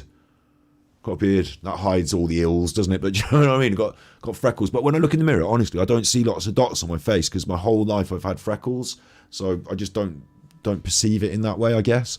But yeah, most of us these days still today, pale, or pale's the wrong word, I suppose. I was going to use. I said it because they said it. What I was going to say was, I don't know these beauty terms. I don't do enough makeup. You use concealer and you make it even, and you want your skin to all look the same. People don't tend to use makeup products that put loads of freckles and spots on their face, do they? It's generally, if I were to start putting on makeup, I would start by evening out my skin tone. So that, I suppose, is still a beauty standard of today, regardless of skin tone, making it even. And then I know there are people that don't have even skin tones, and they're now considered to be beautiful in their own right, despite that, aren't they? So it's interesting how long this one's gone on. During the medieval period, clear white skin was regarded as the height of beauty. Many smallpox epidemics left sufferers with pockmarked skin. I think I've got, talking of my skin, and you're saying about it in chat, I think I've got freckles because I've got some Indian blood in me, some North Indian blood. So I think that's I think the further back in my generations you go, people probably have less freckles and more darker skin. Some of them, not all. It was. Well, I'll do my DNA for you one day, and it'll be interesting, won't it? So an unblemished complexion was thought particularly attractive. I should do a get ready with me makeup stream. Yeah, although all I would do is have a shower and put on my clothes, and then I'd be ready. I don't have any makeup. One remedy to get rid of what was seen as unsightly freckles was and to my smear clothes the these face days. My clothes these days. Look, I get them from the bargain. Got this one from the bargain bin at my local Netto. Angry Alan art memorabilia. I got that from the bargain bin at my local Netto. Attractive. One remedy to get rid of what was seen as unsightly freckles was Unsightly to smear freckles? the face with the blood of a bull. I got to smear my face with the blood of a bull. Unlike most of Europe, which was still under the feudal system, in the 13th century, Italy began to experience a cultural rebirth known as the Renaissance. Many Roman monuments that had been buried for Now you can't see if he's got any freckles or not. centuries were unearthed in Italy at Could be a she with a big neck beard. this time. The inhabitants of cities such as Florence and Rome tried to... But that was interesting as well, though. The shaven chin, but hair around your neck. Now today, that would be seen as a neck beard, and that would be like that's a negative. That's like you've fucked up your shaving. That's a negative. But in Roman times, look, this dude was rocking he'd grown this part of his beard, all around here, all this part, and this part is clean shaven. But this lovely connecting up with your... Maybe he was a one-off. You don't know. Maybe he was a one-off. Unearthed in Italy at this time. The inhabitants of cities such as Florence and Rome tried to reinvent a classical society. The way that it was thought the ideal woman should look also went through a great change. Renaissance paintings show voluptuous women in loose but sheer fabrics that revealed much more of their... That's more like it. Now we're getting somewhere. Loose-fitting fabrics, voluptuous, hello. But it is different, isn't it? It's slightly different. I do wonder myself whether these are the beauty aesthetics, the ideals, again, of a patriarchal society. This is what I want my women to look like, so this is what you should look like. Or whether women had more of a say in decision making in what they felt to be themselves beautiful, because this is a much more naturally feminine form that we're now seeing. Maybe it's got something to do with nature. I guess art historians and people would be able to teach me more about this, but my other guess is that it's in some way intrinsic that the church is dominant during this time. You know, we're talking about Catholicism as well in certain parts of the world, aren't we? And like these artists and the societies they're in, a natural form of a woman would probably be more socially acceptable under a doctrine of a church, because God made the natural form. So whatever you're naturally like is good to God. And as they said earlier, you know, plucking your head, you don't get let in. Bodies. Their skin is very pale, they have shiny cheeks and deep red lips. But yeah, true, very pale, yeah. In achieving this paleness, many medieval women used toxic materials, which not only damage the skin, but again, we're in with the toxic. This is so strange to me that I understand there's a beauty aesthetic, but then to use something that is, I mean, back then, did they understand the toxicity, or did it just do its job? But like even today, we sort of do this, don't we? We sort of damage our bodies in ways to adhere to an aesthetic that society sets for us. And as we've seen through some of these, society's aesthetics can completely change. And like one week it might be bald heads, and the next week it might be black teeth. But like that's not because I grew up thinking black teeth are great. It's because society just has their ideas. Also caused severe health problems and even death. A pale complexion was not just considered a sign of beauty, it also reflected wealth and high esteem. It was a status symbol that showed the world that you could stay indoors. Queen Elizabeth. And didn't have to work. A status symbol that showed you the world that you could stay indoors and not work. Very strange, isn't it? Because today the tan is a status symbol to show the world you've got free time and you can go on holiday. So people use the tan as a status symbol these days. Oh, I'm tanned and I'm, you know, on the beach. And do you know what I mean? It gives that. If someone was very pale, you wouldn't think, oh, they've spent a lot of time indoors, therefore they're doing well for themselves. You would see it as a net negative these days. Very strange. To the point where I imagine there were people who could spend a lot of time indoors, Elizabeth and her peers maybe, and would, when they went out, they would probably shield themselves from the sun because they don't want to catch a tan, because people would think they've been out in the garden doing hard work and only poor labourers do that. So that's completely the opposite way around now. No one judges you on your tan based on the amount of time you spent outdoors, therefore working in the fields. So that's purely social. But it was a fashion back then. Again, I don't know. You take me back in time, or you know, you take the person from back in time to here, and you show them, you know, someone attractive with a tan, or even of a different ethnicity. I imagine this is like where I said this one probably be difficult for ethnic and racial controversies, because you know, someone that is naturally like darker skinned, they're gonna not be able to have a white tan, white skin, so white tan, like the opposite of a tan. They're not going to stay indoors and get whiter. So this is like almost racist in its aesthetic ideal. But then so is some of our beauty ideals of today, haven't they been? Like, but I still think that, you know, you put me in front of a beautiful person with a tan, without a tan, long legs, short legs, like they're going to be beautiful in different ways. I still think as a human I kind of can see beauty.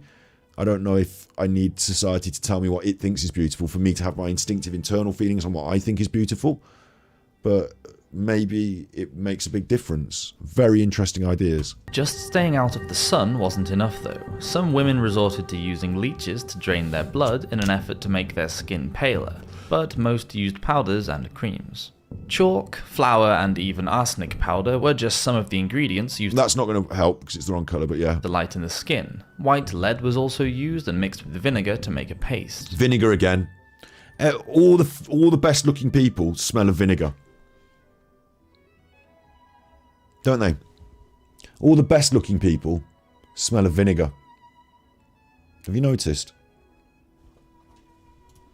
In the later period, mercury was also given as a silvery sheen to the paint, which was often used on the neck and bust line as well.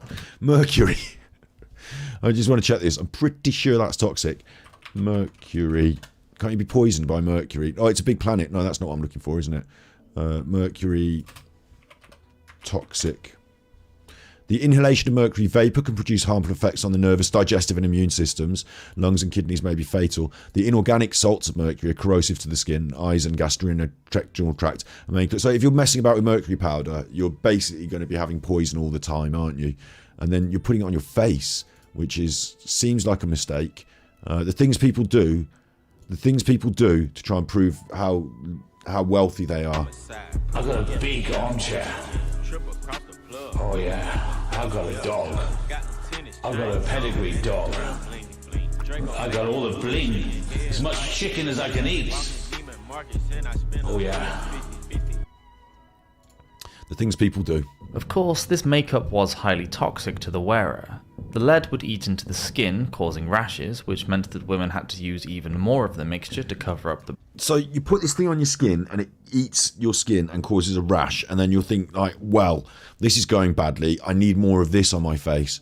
blemishes. After being absorbed into the skin, the lead also caused muscle paralysis, hair and tooth loss, headaches, and in some cases, death.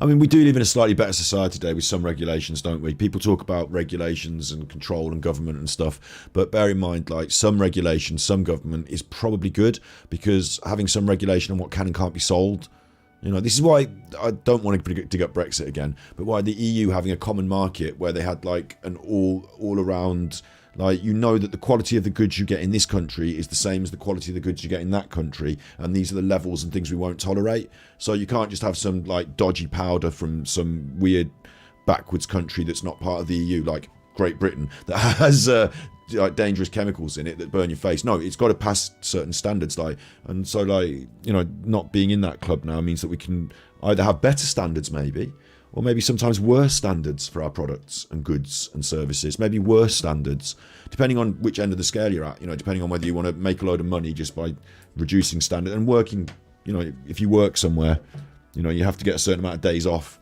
But now in our country, you can have worse human rights than the EU if you want. That's happened. But it's interesting that without any sort of government, like, sorry, I was having a bit of a political pop there, so I told you I wouldn't do that, but this sort of came up here. But it's about standards, isn't it? Like, if you didn't have any sort of government, like back then there was no, you could just do what you want. It was the Wild West. You could just do what you want. You could say what you want. You could sell what you want. You know, without any sort, and this goes into the armchair detective crap as well. Without any sort of standards of control, without any sort of mechanisms of standards of control. It's interesting because we talk about free speech. You know, should free speech be regulated in any way? Well, in this context, this isn't speech, but, you know, if you don't regulate certain things, then anything could go on, and people were just putting like poison on their face and burning themselves to death. I'm glad that we have a more civilized standard of behavior. Not just behavior, the beauty standard hasn't necessarily changed, but the ability to do untold damage to yourself in the pursuit of beauty, and to have those products, I'm guessing those products would have just been sold. You know, if you want to give me the gold, I'll give you the products. Go ahead and burn your face. Like, people don't care about people that much, do they? So they just do whatever. I'm glad in a way that we've got some sort of standard. Yeah, it's interesting. That's an interesting point that's come up. Ironically, it also... Yes, Neil, weed was legal back then. It got outlawed in 1920, yes, because what happened was we started going on wars and stuff as a modern empire, didn't we? And as a modern empire, I believe one of the things that is instrumental in the decriminalisation of drugs was that we used to give them to soldiers, and then they'd come home and they'd be all high and they'd want more drugs. And like, we were like, oh, hang on, we're causing these, like, they used to give opiates and things to the soldiers to, you know, keep, and amphetamines and all sorts, and they just said, like, fuck it then, ban all the drugs, and we'll control that. Can we have a boom boom tish noise for Audrey jokes? we should do. Audrey does good jokes, doesn't she? I'm just going to say I'm thinking this is going to be great. I've forgotten what my fucking buttons are now. Oh, what are you, on your way to a dick meeting? Caused wrinkles because it dried out the skin so much. Lips were painted red with vermilion, a bright red substance also made from a form of mercury. A major source of vitamin D is sunlight, and as well as causing heavy metal poisoning, the use of this thick white makeup, as well as other lifestyle choices, could also lead to medieval women having a deficiency. The skeletons of 2 newborn babies were found in the Medici crypt in Florence. They both had severe rickets, which is caused by the lack of vitamin D. It would seem that their... Wow. It's interesting how they work these things out, isn't it? That's interesting. By observing the sad, tragic deformities of the children, they were able to understand there was something lacking in the either diet or metabolism of the women at the time, and they were able to put it down to those makeups being used. Interesting concepts. Blocking the sun, becoming more beautiful, but in doing so, damaging yourself. Mother, who would have been coated in thick makeup and would have worn dresses with heavy materials, wouldn't have absorbed any sunlight whilst pregnant, and sadly her baby suffered the consequences. Tragic, that is. But the history is littered with tragedy, so we're not going to focus on that. But like, I suppose these days we don't have an equivalent, do we, of a beauty product that causes you to cause deformity in your children? Thank God. Doe eyes. This is more. This is modern. The big eyes, isn't it? Everyone's doing the eye makeup. They want the lashes, the MRIs. They all want the MRIs, the work meeting eye look. They all want the maybe she's born with it. Bella. Maybe she's born with it. Maybe she's at a work meeting. Maybe she's born with it. Maybe she's at a work meeting. L'Oreal, because I'm at a work meeting. How many of these can I remember?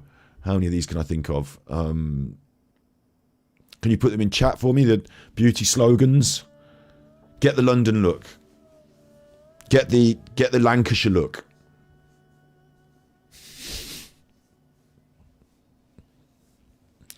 That was Rimmel. Get the Lancashire look. And L'Oreal is because I'm worth it, isn't it?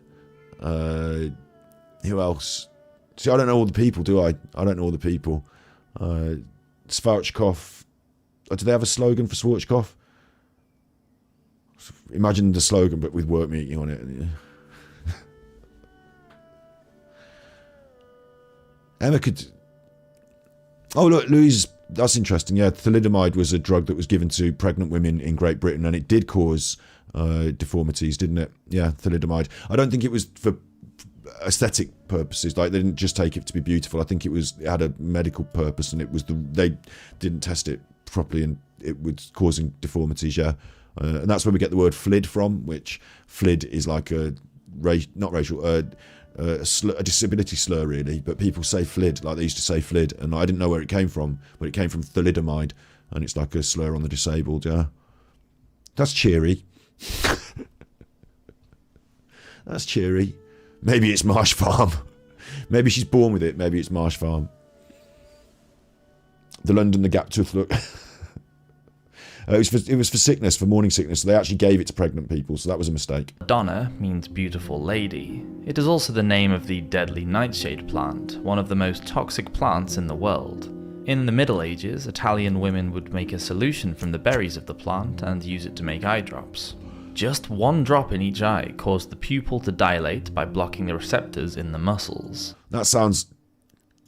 The idea was that the woman would look as though she was constantly in a state of arousal. Actually quite clever. Like that one, out of all of these, I don't know how dangerous it is yet, bear in mind, but having wide pupils, like they have contact lenses these days, don't they, that you can get, but having wide pupils is so primal. Like it says, a state of arousal, like it's not even makeup, that is, and that's your actual eye looks. Do you know what I mean? Like your pupils are, and one drop can do it for, like, wow. Like that, I don't suggest we do it. I'm imagining it's going to have some health consequences, but like, imagine being able to just like look sexier in a primal, like no one can understand it. Your eyes are widened. These days you could do it with drugs. Like certain drugs, people make their eyes dilated. So, but then they'd think you were on drugs, so it'd be a negative. But like, wow, like that's an extreme one. That is. I'm surprised by that. This one out of all of them seems like the most, like if someone had this done and I was like looking at them, like, what have you done? Is it a new haircut or have you got a new eyeshadow? Or I can't quite place what it is, but you kind of look sexy to me because I could understand this would work. Like making her irresistible. It was considered the height of... And also they've used the prettiest picture. They haven't used some like, old medieval person with like black teeth. It's beauty at the time. Of course, using such a poisonous plant was highly dangerous and... Damn it. So we're not suddenly going to get rich selling this in the shops these days then. Long-term use came at a cost. Women could experience visual distortion from the first application. That's all right though. You look prettier, so you can't see exactly who you're snogging, but you're pretty sure that they're going to be a slightly higher grade of beauty because you look prettier. Maybe that's okay. Resulting in blurred vision, sensitivity to light, and an inability to focus on objects close up. So this is completely useless then, because you look slightly prettier, but you can't see. Side effects could cause heart arrhythmias, permanent damage to vision, even blindness and death. Right, well, I thought this was a clever one. I thought this was a good one. I thought finally they've got one beauty trend from the Middle Ages that we could at least apply today. But no. You go blind, you can't see, which is also the same as going blind, and then you're dead. That's like on a spectrum of things that I don't want to happen to me. They're all on the side of no thanks. So let's not do that. But it was just another beauty fad from the Middle Ages that should have come with a major health warning. Thank you so much for watching this episode of Medieval Madness. Medieval Madness, I thought that was quite good. I'm going to just drop you a quick subscribe there. And I'm just going to shout out your channel, which you've got fucking loads of subscribers. Look, 227,000. So you don't need my help. Like, in fact, if you're watching this and you know who Medieval Madness is, subscribe to me. You should do a video on me and tell them to subscribe to me. I don't do anything medieval per se, but you've got 200. You're already doing well. So look, 2.9 million views for a video about going in a tower. Like, you've got it made. Greta Thunberg in him asked, "Do you want my Greta Thunberg again?" Greta Thunberg. Someone said Greta Thunberg. I can't take it anymore. Daddy, you've stolen my future. You've stolen my future. I'm not going to school because of global warming, Daddy. You've stolen my futures. I quite like Greta Thunberg. I quite like her, really. I've got a big armchair. Oh yeah, I've got a dog. I've got a pedigree dog. I got all the bling. As much chicken as I can eat. Mimps in chat. Got my mimps today. MIMPs. Got my mimps. Got as much chicken as I can eat. Got a big armchair. I get my clothes from IKEA. I've got a big armchair. Got a big armchair? Oh yeah. I've got a dog. I got a dog. I've got a pedigree dog. Pedigree dog. I got all the bling. All the bling. As much chicken as I can eat. As much chicken as I can eat. And today, dropped a video. This one is the strangest of all of his strange works. May the 8th, 2023. Details of Nicola Bulley's grave have been released. This was the original thumbnail. Inscription Nicola Bulley headstone. He's changed the thumbnail now to Inscription Nicola Bulley false information. May the 8th, 2023. Details of Nicola Bulley's grave have been released. The original is in the video. Nicola Jane Nikki Bulley, birth 12th October 1977 in Thurrock Unitary Authority, Essex, England. He's reading off the internet. It's recorded as the 27th of Jan 2023. Now he's got his pictures. In Ware Borough, Lancashire, England. Her burial took place at St Michael's Churchyard, St Michael's on Wear. The dedication says, adored partner of Paul, special mum of Harriet and Sophia. Right. Treasured sister of Louise and beloved daughter. This seems a bit close to the bone to me, to be talking about Nicola's funeral, her grave, the death. Like, when we talk about Nicola Bulley and the death, armchair detective and all this. Like, this is what you wanted today. You wanted this. You wanted this. This is now in the episode, since it's freeform today, since we're on a free period because Steve's been sick. This is today's breaking news about the cretinous armchair detective. You wanted this. You wanted to hear it.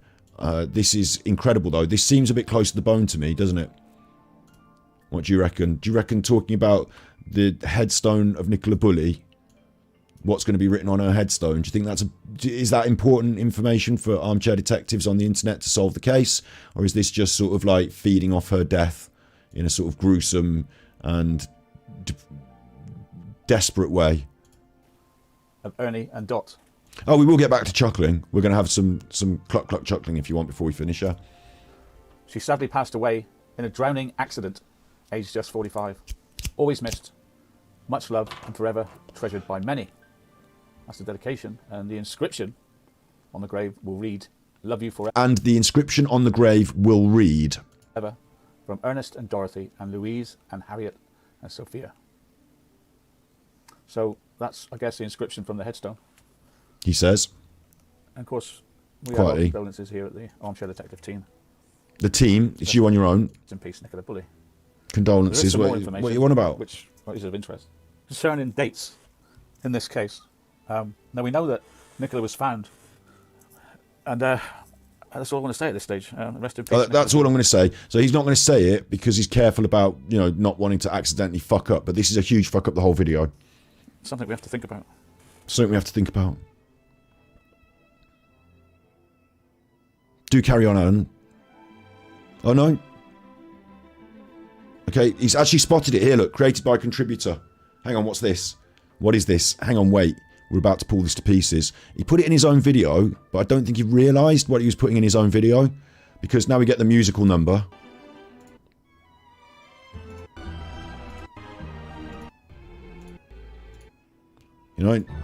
And he's just repeated the pictures. So he's filled the rest of the video. He's only got 2 minutes today, but he's filled the rest of the video with just boring nothing. But it's interesting, isn't it? Inscription, Nicola Bully headstone, the original thumbnail. Inscription, Nicola Bully headstone. And now in here, it says, findagrave.com, maybe it should be removed as misinformation. What? Hang on, Alan. You're confusing yourself. You're confusing me. What do you mean maybe it should be confused by... I'll tell you what's happened. Alan has promoted strange misinformation on the internet. Alan has broadcast strange misinformation on the internet. He didn't realise, and now he's changed his thing. Let's just go down here. Thanks, Alan. This headstone script may not be the official one. A strange end and a cold case conclusion that's not true. Read more. 5 replies. It's not official. I'm sure this site should allow people to generate any old narrative 4 hours ago. 4 hours ago. So I don't have to scroll down and power through this. I took a couple of pictures, so I'm just going to quickly show you images. This should work. Now, there's Angry Alan. I'm going to browse up a different image. This is the level of the man. Alan has broadcast misinformation on his stream today, and I'm going to show you that's exactly what he's done. That's today's screenshot. Oh, these fucking images on my computer. I don't get to see the image. It just says screenshot 00 whatever. So now I've got to go through screenshots to try and get... There we go. Okay. There's one. Make, edit, transform. This is in the comments. Maybe it should be removed as misinformation, he said. 2 hours ago that was from when I clipped it. The hours have changed now, but these are all from when I clipped it. So... That's one. But... Poor Alan. Alan let shit his own bed today. Again. So this is a bigger comment chain from someone called Caroline Bradshaw on his chat. Like, this is it. It's a virtual thing. She doesn't have a headstone yet, just a wooden cross, question mark. Hang on, what? What do you mean it's a virtual thing? She doesn't have a headstone. So, what he's linked here, this thing... on the internet, is where people from the public can write a sort of memorial for someone. And the person that Alan got this information off, a contributor, posted on here on whatever date and said whatever, and it's not like this added by contributor, it says contributor. Someone who's been on this site for 2 years, 3 months and 25 days. They add memorials. They've added 100 memorials. So someone's like, seen the news, they put something on the internet. It's got nothing to do necessarily with Nicola herself or her family or her actual gravestone. Like, this doesn't actually sound like it's legit. You can't report this as if it's the news. This is what's on Nicola's headstone. Like, this is what somebody on the internet has put on the internet and said is from maybe on her headstone, should be. Maybe it should be. This is what we should... It's weird, isn't it? To take this and to jump to a conclusion and report it on your internet. Oh, well, hang on, Alan hasn't done that. Alan's video says it might be fake. No, it doesn't. Alan's video says that's what it is. and his original thumbnail said inscription Nicola Bully headstone. But because someone called him out in comments and pointed out quite rightly, here you can see it, is it a virtual thing? She doesn't have a headstone yet, just a wooden cross. Yes, but you have to order it. Armchair Detective, Caroline says to him, would that not be done through an undertaker though? I'm not calling this fake, I just don't think this is official. And this was the inscription, would it not say Paul at the bottom also? It seems to be a bit like a wiki for deaths where anyone can put anything about anyone. And Alan replies, well, it's out there on a very big website. I'm only the messenger. Take it up with these, I guess. The mainstream media will pick it up. So Alan's defending his sharing of this information. Is it a virtual thing? Yes, but you have to order it. Wouldn't it be done through an undertaker? Well, it's out there on a big website. I'm only the messenger. Take it up with the mainstream media. They'll pick it up. So Alan defended it in the comments initially. I don't know now, if we look through Alan's comments, we will still see the same defense of his media. Because what he's done is he's gone back and changed his description. Now, he's changed the description on the video so that it says, this could be a Wikipedia off the internet and it might not be real. So, why did you make this video where you said this is the inscription on Nicola Bully's headstone, Alan? Why is that the original thumbnail for your... Like, you've changed it now, but we know what the original one was. And why is it still in your video? And why didn't you say in your video that it's fake? Why did you say that it was like added by contributors even there? You should have spotted that. But instead you used it to support your argument, and it's actually the thing that goes against your argument. And now he's going to say, I already had it on the video. I knew this contributor was fake. I wanted to see if you could see it was fake. And now I've said it in the description that it's fake. But Alan, you see how awful he is? Let's see some of these comments to see if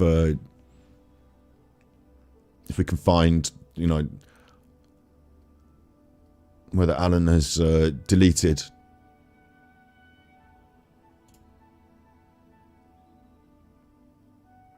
This is only a virtual memorial. It won't be a hard and fast material block with writing. Yes, think about you need to tell them what you want. It's not made yet. Again, defending the concept maybe, Alan. A comment left on another forum said this was a plain wooden cross. No more responses from Alan. Where's this comment where Alan's... Where's the comment where they called him out? Because I took a photograph of it. I just showed it you. I took a screenshot of it. Where's the comment where Alan was called out? Yes, this is what it will say. He's saying there. Like, what? Where's the comment, Alan? Is it still there? I hope it is. Here it is. Thank God it's still there. I'd pin that one. That one, Alan. Where you... Well, maybe not actually, Alan, because it makes you look bad, doesn't it? So, Alan was called out by this person 8 hours ago. And so, more recently, he's changed his tune a little bit. He's changed his... But his own comments had to point out that his video was misinformation.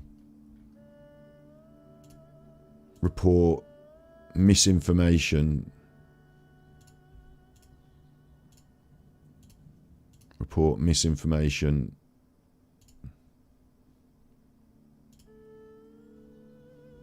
Like his own video is misinformation, and then he's managed to point it out in the description after someone's pointed it out to him in the comments.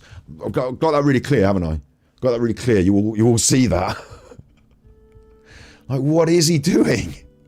So tonight's going to be an interesting one if you choose, because usually what he does is he'll use that video, he'll do it on his channel first, so you've watched it and you're giving him the money, the advertising revenue for watching the video, and then on his other channel, what he'll do is he'll watch that video and then just talk over it as a live, so that he gets double bubble. It's weird, because what we do is we'll make a live and then I'll edit that bit out of the live and put it up as a video so that people that don't want to watch the full live can see the video, but usually you do it that way around. Medway saying, am I back on Alan again? I'm not obsessed, Alan. Obsession is a funny word. Alan is a content catalyst, and he's told an outright lie today on his channel. So yes, we didn't do thus today because Steve was poorly, but it's not about obsession. That's you putting a spin on it, and the other people aren't finding it boring either. So, you know, what do you want me to do about it? It's actually quite popular. It's actually quite fun when you think about it, isn't it?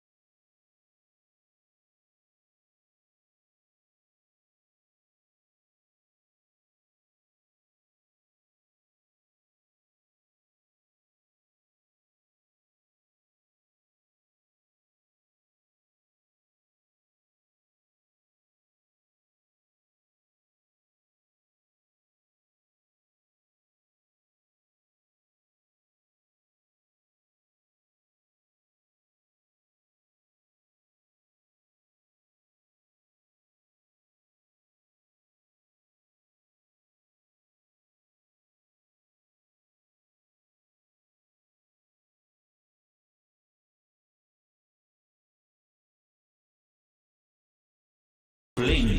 As much chicken as I can eat. Oh yeah. Please proceed with caution. I have $250,000 in the bank. I got a big armchair. Oh yeah. I got a dog. I got a pedigree dog. I got all the bling. As much chicken as I can eat. It's raining again. I couldn't be happier. Gainer sent tippies. Please proceed with caution. I've sent you the link of Alan and the Queen via Twitter X SuperChopper03 hugs. I got a big armchair. Oh, On PayPal now. I got a dog. I got a It does take PayPal. Thank you for the tippies. As much chicken as I can eat. Oh yeah. Please proceed with caution. I have $250,000 in the bank. I got a big armchair. Oh yeah. I got a dog. I got a pedigree dog. I got all the bling. As much chicken as I can eat.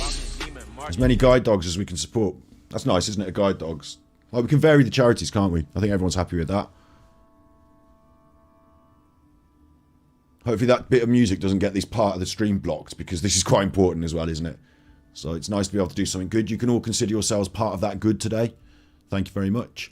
And you said that you tweeted me. Like, check out my problem on Twitter. I get like lots of... Oh, hello. Hello. Hello. I get lots of notifications. Hello.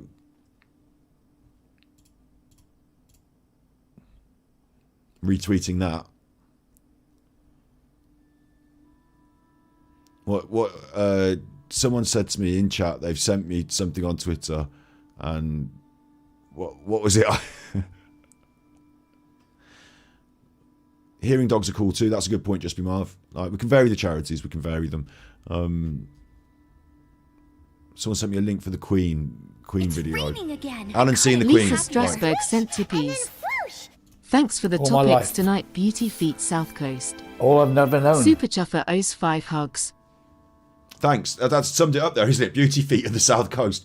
Or maybe that's your sort of, like, you know, maybe they're your things that, like, you're beautiful, you've got feet and you live on the South Coast. I don't know. But I think you're talking about the stream today. It has been an interesting stream, and thank you for the tippies. Steve, as I said, was sick today, so at the very last minute, it's raining again. we had to change the Jace shot. Cuttle sent tippies. Greetings from Weymouth, direct trains from Brum. Love your content. Super Chuffer owes 5 hugs. Thanks very much. Direct trains from Brum. That's interesting. Weymouth. I don't think I've visited. I am thinking about this summer doing a bit of wandering streaming. I am thinking about that. Thank you very much for the tippies. I really appreciate it, Jace. Is the Queen Elizabeth of England, who I looked up to as like a mother, then a grandmother, and then a patriarch, and then the sort of... You did go, look. And they stopped me filming. I had to put my camera away. The military operation there was fantastic. Didn't even shave or nothing.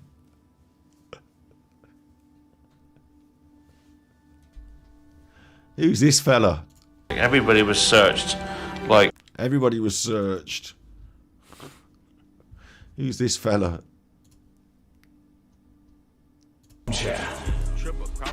Oh yeah, I got a dog. I got a pedigree dog. This is just the last 5 minutes of stream now. As much chicken as I can eat. Just confirming that Alan did actually go and see the Queen for the last 5 minutes. That was fantastic. Say thank you to each other in chat. I want to say thank you to everyone in chat. Thank you to everyone who's made a tippy. Thank you to all you people for being here. You know, this has all been fantastic. We've had a good time, and there'll be more good content on this stream this week. As I've said, we touched on it today. There's a conversation to be had, not about whether Chinese restaurants' stories of cats going missing is racist, which in itself can surely be perceived as a sort of subconscious racism that's amalgamated itself into a sort of social idea that... But also, I don't think Sarah was ever being racist. No, not that conversation. Not that. Sorry to bring that up against Sarah, but yeah, not that funny, weird conversation that went on in that. Not that. But a very fun and inclusive and interesting conversation about gender roles, and you know, there's one side of this case where people they're on the internet. They say, I feel like a woman inside and I'm in a man's body, or vice versa. And they dress differently and they want to have operations and all sorts. That's interesting. And then there's other people who say you shouldn't be doing that and it's bad, and like, totally against that. And that's also interesting that, there's this whole conversation. So I don't know how exactly we handle it on stream, but I think we watched some videos of some people going through some shit and talking about some shit, and then we talk about it in chat, and then that's interesting. So this week we're going to hopefully get into that, because I've had that on the agenda. And then at the end of this week, Zelda's going to come out. When does Zelda come out? Quickly say this is probably important. I haven't found my Nintendo Switch, but my sister bought me one for my birthday because she's wonderful. So, Zelda Tears of the Kingdom, release date.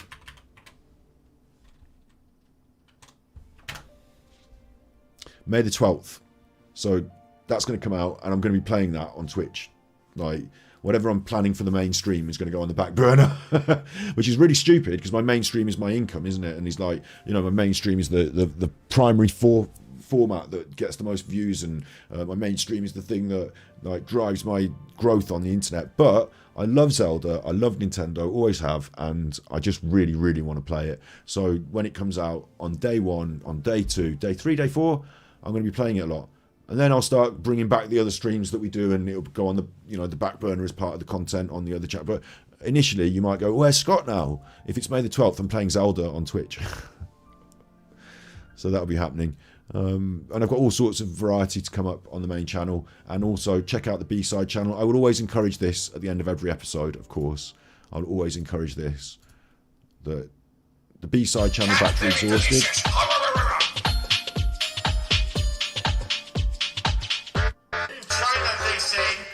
That sounds racist, actually, doesn't it? Well, he was racist. That's why I made a parody song about him. On the B-side, Battery Exhausted. Been doing the lives about Alan.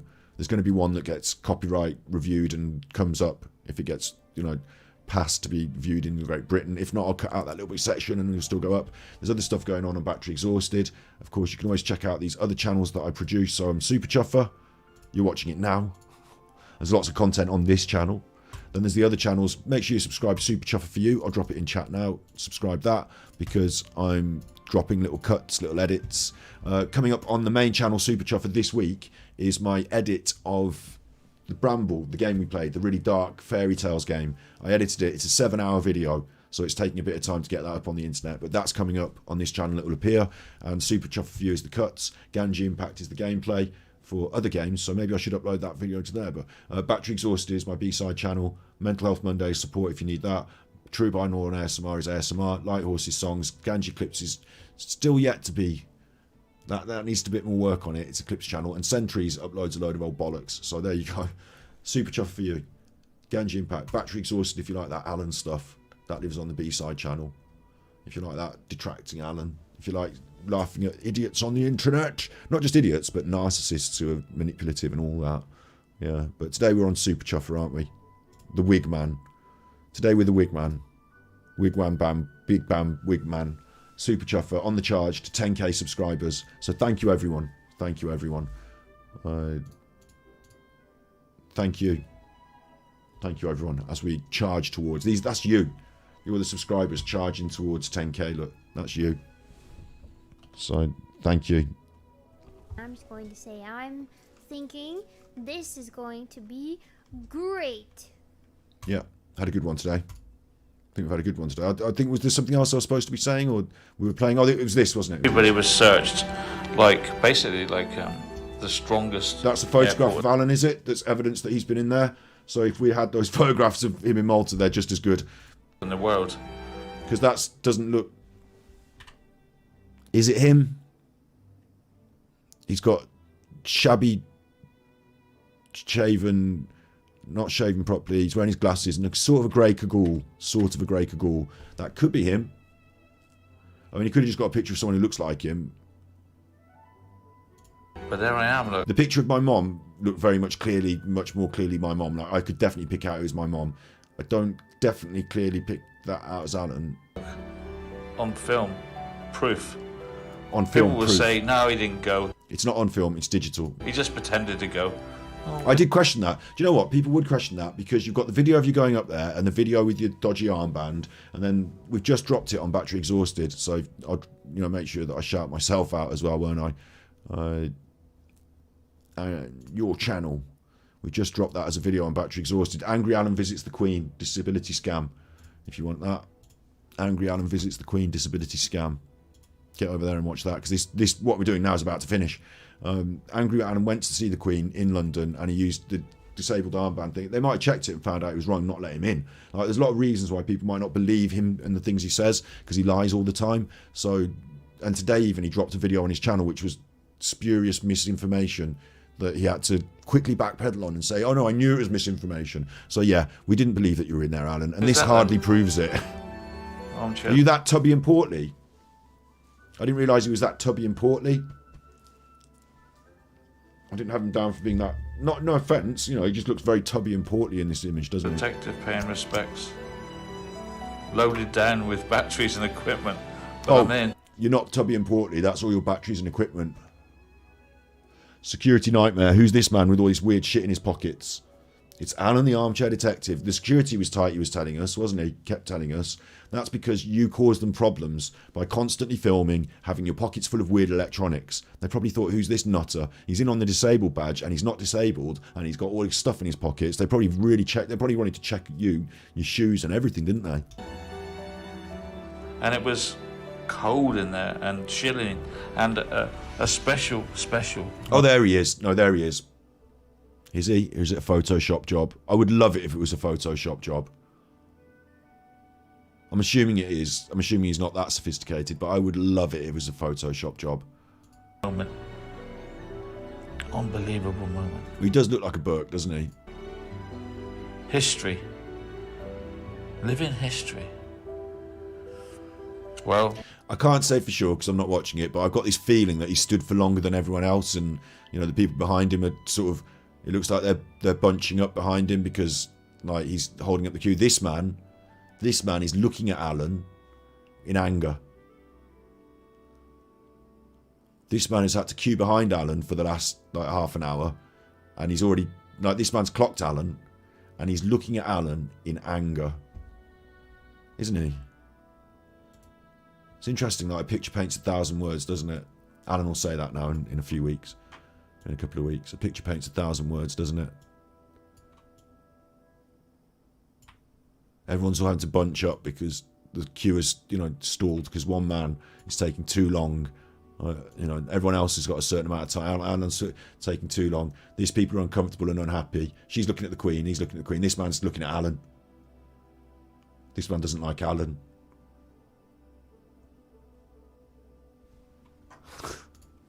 I had a little prayer for our Queen. Yeah, good one, Alan. Well done, then. Proved it.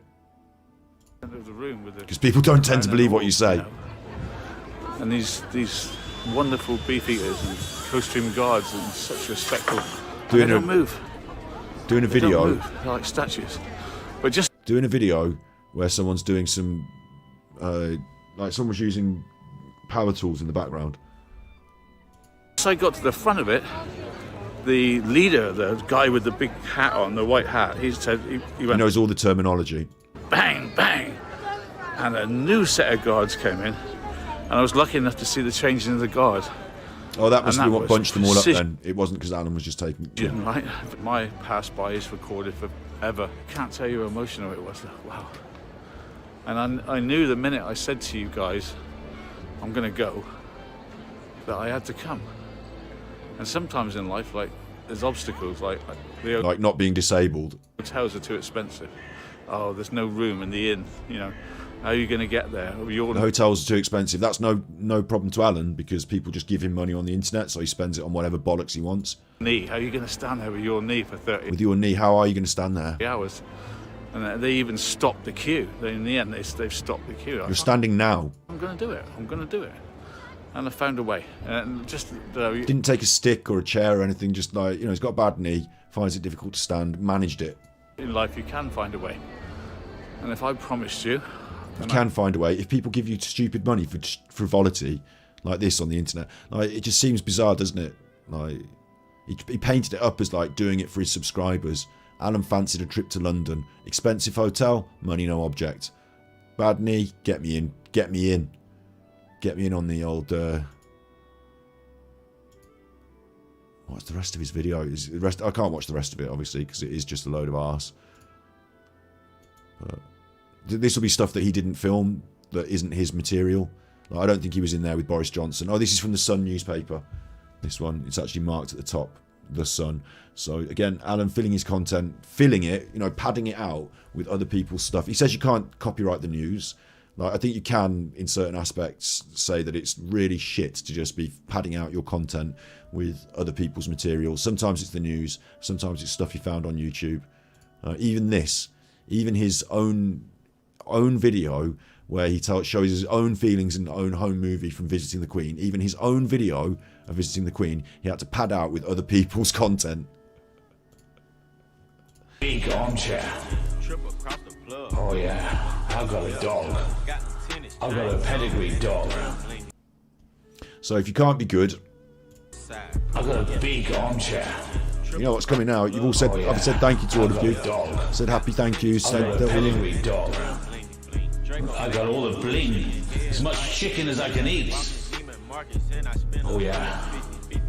Please proceed with caution. I have $250,000 in the bank. So if you can't be good, then I'm going to force you to eat as much chicken as you can eat.